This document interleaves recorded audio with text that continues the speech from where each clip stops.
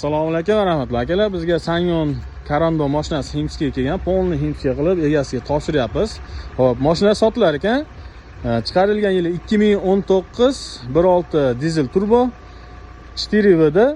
Tak, mashinaning holati zo'r holatda, xudo xolasa, inshaalloh uyaltirib qo'ymaydi. Повторитель поворотнийлari bor, слепой zonalari bor, бесключевой dostuplari bor, elektropaket. Tak, podsvetkalari yonadi. Bu yerda chiroyli bo'lib podsvetkalar yonadi. Xo'p, bagaj knopkalari, tak, слепой zona, polasa удержаниялari bor, 220 volt rozetkalari bor. Tak, probegi 134 ming original probegda.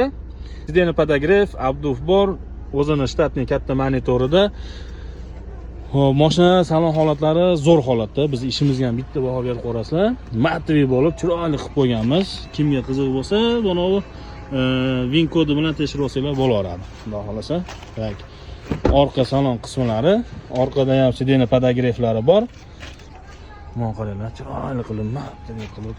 Kimga shuna xizmatlar kerak bo'lsa ham bemalol murojaat qilaverasizlar. Orqa bagajlari elektrический.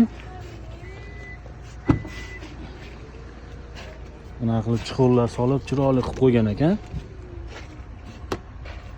Tak, mashinani narxiga kelsa $12.900 deyapti. Egasining nomerlarini qoldiraman. Bemalol telefon qilib savdolashib olishingiz mumkin.